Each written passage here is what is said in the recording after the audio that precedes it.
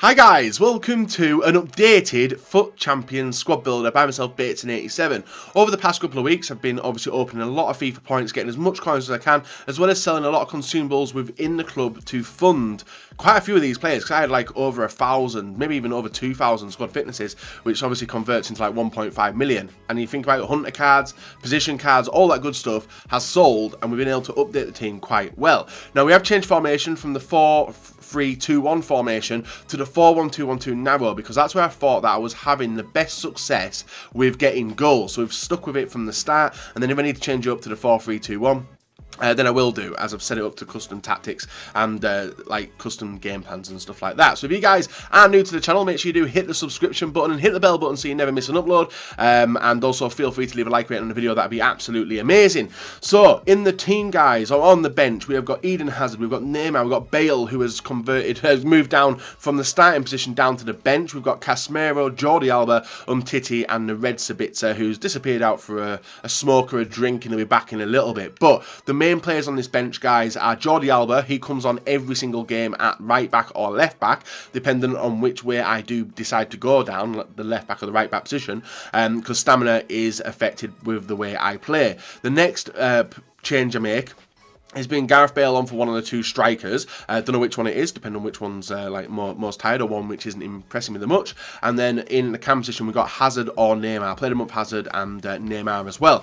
But the main thing is the starting team. In the goalkeeper position, guys, we do have quite a lot of goalkeepers to choose from, but we do also have Yashin as well, which we got the other day. But I'm torn. 6'2".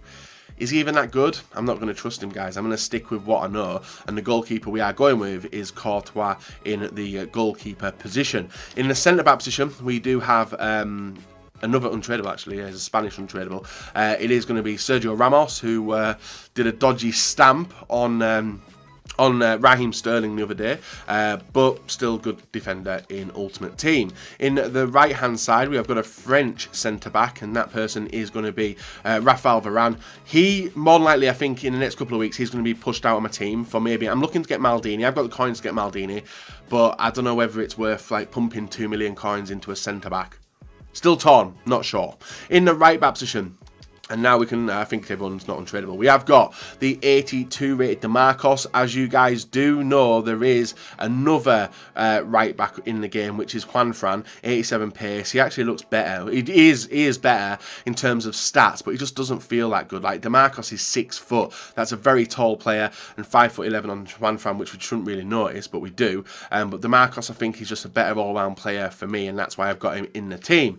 In the left back position, we don't have a left back this time, a special player. We got Marcelo. We are still sticking with Marcelo in the team. And the reason why, guys, 313 games, 16 goals, and 67 assists. That's pretty good for a left back, if I say so myself. You guys might not agree, but I think that is insane. In the CDM position, we now move on to some special cards. We have got Vieira coming on into the team. He has made an appearance of 74, 4 goals and 7 assists, 4 yellow cards. And I'm going to go over the player instructions with you guys as well, and also showing the custom tactics if you guys didn't know about them already. In the centre mid position on the right hand side, we have got Socrates, the doctor, still sticking in the team. 163 games, 43 goals and 45 assists. Pretty good player. In the centre mid on the left hand side, we are going to go with Luka Modric. Probably I did take him out. I bought in Seedorf for a weekend. Didn't enjoy him, ended up getting rid of him after 10 games. I just didn't enjoy Seedorf and thought that Modric got a better return for me. 123 games, 17 goals and 26 assists. He just feels good, and that's why I've got him in the team. In the cam position, we have got the best player in the game, in my opinion, guys, and it is the 94 rated Cruyff. 91 pace, 92 shooting, 91 passing, 94 dribbling, and I played a lot of games with him yesterday, and 15 games, 6 goals and 5 assists, which was amazing, and just under 3.9 mil for him. He's probably cheaper now, isn't he? No, he's not. I don't like looking at icon prices because they're all over the shop at the moment. Now, to finish off with the strike force, in the past we would have had Bale, if it was in a free formation, well, we would have had Bale, Kluivert and Stoichkov. We got rid of Stoichkov. We bought his 92 prime, but I was like, nah, I'm going to sell him again. Sold him again, took a loss on him, brought in a new player. The new player we brought in is a brand new icon into FIFA 19 Ultimate Team, and it is Eusebio. 94 pace, 94 shooting, 86 passing, 93 dribbling, and as you can see, 15 games, 10 goals and 8 assists. 5-star weak foot, 4-star skill moves, and he has got an absolutely cracking free kick. And I didn't realise it would be that good. Where was his free kick accuracy? Yeah, 87. His free kicks are nuts, and that's why he obviously has them on my team. And then in the striker position, we do have none other than the 94 rated Cristiano Ronaldo. Could have bought his one to watch, but didn't want to pay the extra $1 million for a card which is going to deplete in price pretty quickly, especially with his team of the year, which presumably will come in January anyway. So Cristiano Ronaldo, 90 pace, 93 shooting, 90 dribbling, 81 passing, his stats for me, 15 games, 19 goals and 3 assists, just over 2 million paid for him. So now moving on into the custom tactics, guys. These are the custom tactics I rock with in every formation. They feel alright for me. I beat some good players, I lose to some good players, but custom tactics I would recommend, if you guys want to try it out, feel free to, but your style of play will be very different to the way I play, and they might not suit you, so remember that before putting them on. But I always put them in there to maybe give you guys a hint, and that pressure on heavy touch is brilliant. That's why I've got it like that. Now there was one thing I was going to do, which was move that a little bit wider and see if that could get any, because I'm noticing that the good players that I play against, they do play down the wing, and I play down the wing as well, but when I've got a narrow formation, the players don't obviously get to the wings, which is a little bit affecting me a little bit. Balanced width, pretty wide, players in the box. Should I make that a little bit more narrower? I might make that a little bit more narrow and see if I can adjust that. Players in the box, corners and free kicks. Formations and instructions. So this is what I've got on the players, guys. Stay central, getting behind and stay forward on the two attackers there with Ronaldo and Eusebio. On Cruyff, I do have stay forward. Luka Modric, I've got stay back while attacking. Everything else is default. On Socrates, I have got default on everything for him. And then for Vieira, I have got cut passing lanes, which we did change from balance default, stay back while attacking, which was changed from balance attack, and then instead of it cover a wing, which I don't know why it was on there for a central player, I changed that to cover centre. That's something I would really recommend you guys taking a look at. On the left back, right back and centre backs, all of it is balanced and default. Even I was looking at the mixed attack, and you can see overlap and inverted, and honestly these two do wonders anyway. Marcos does brilliantly, Marcelo does brilliantly, and that is how we have that set. And then with this, guys, we're going to auto assign the roles, and I think it does put Eusebio on long free kicks, and he's got an absolute belter for me the other day. So click yes on that.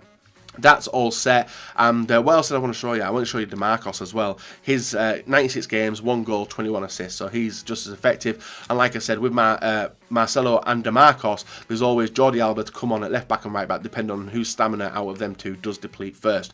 But I'd recommend, guys, subs are very important. Obviously, I'm lucky, I'm blessed that I can bring on Gareth Bale, Neymar and Eden Hazard, but if you want to bring in some fast players, it can make a massive difference. And the amount of losses I took in this past weekend league was purposely due to the changes which people made with substitutes. So if you guys have enjoyed the squad builder, leave a like rating, subscribe, let me know how you get on with the custom tactics if you decide to use them, and let me know who I should maybe bring into the team. I'm happy with the defence. Maybe Varane I would take out. Modric probably going to be Hullet, and apart from that, guys, I'm hoping I can get elite again. Maybe a better elite than 23 wins, 7 losses. That's what I got last weekend league.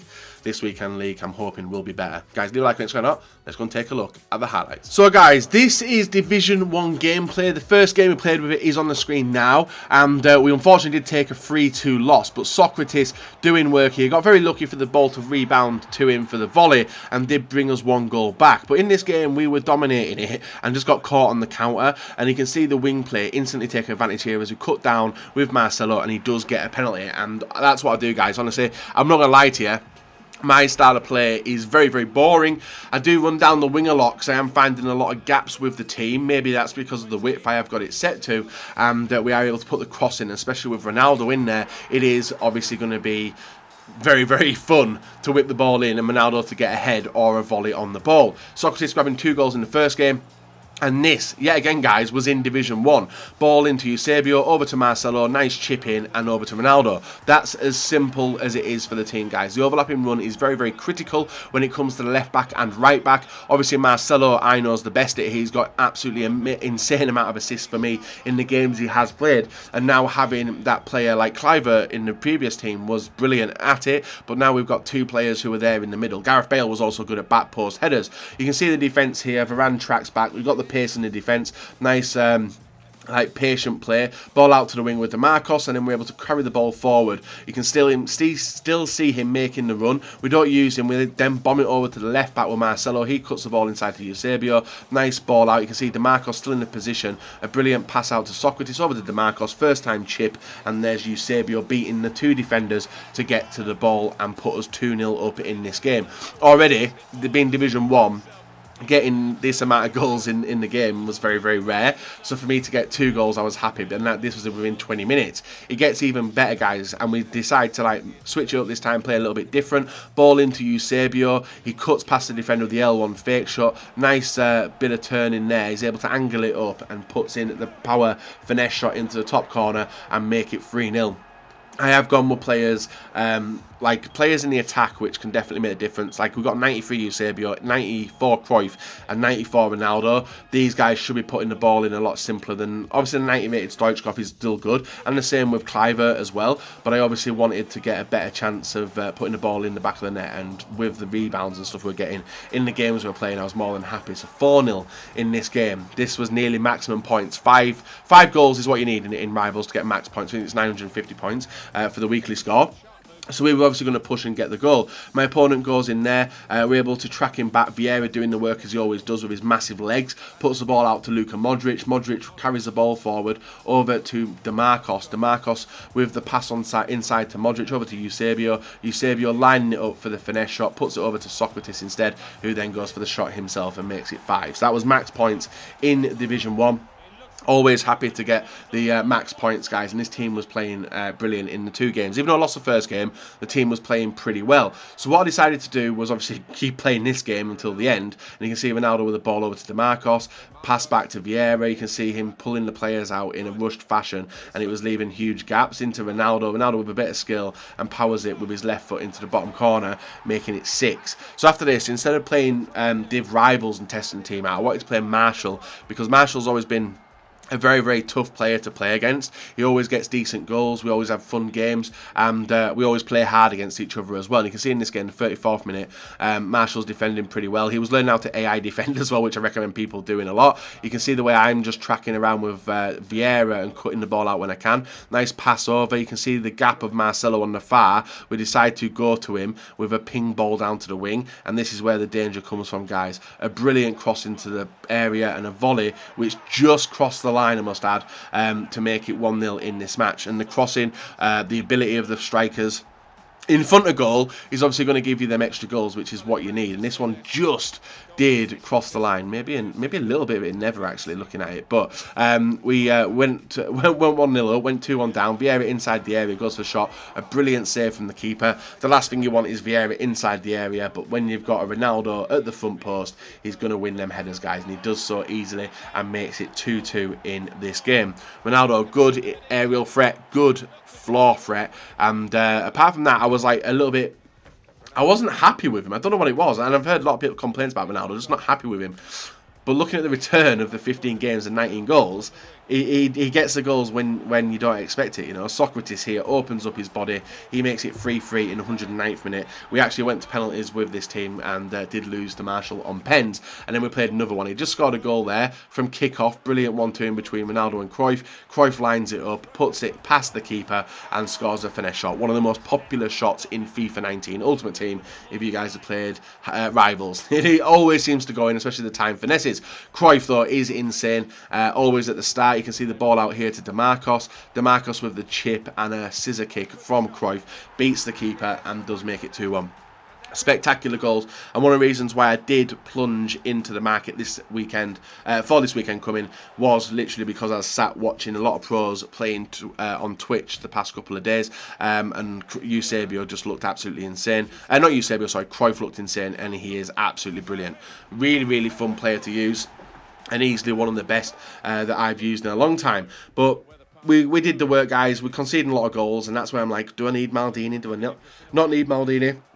But Martial's one of these flick players, you know. He does stuff. What a ball that is to the back post. No idea why Varane's there, but he does grab us a lead in this game. I don't know why he was there. I must have been doing 1-2 in or something, but he ended up at the back post, and his keeper didn't commit. And then the final goal of this game, guys, for me anyway, was Martial making a loose pass. We were able to restart it from the wing. And if you guys want to see any more types of squad builders, like obviously this squad builder has built it on Footbin, costs around 15 million coins on both consoles, and obviously that isn't able for a lot of people to do. But if you guys do want any other cheap squad builders done, if you want to send me some squads on Twitter, feel free to. I like doing my squad builders, always have and always will, and hopefully you guys have enjoyed watching this one. Hopefully the custom tactics do help.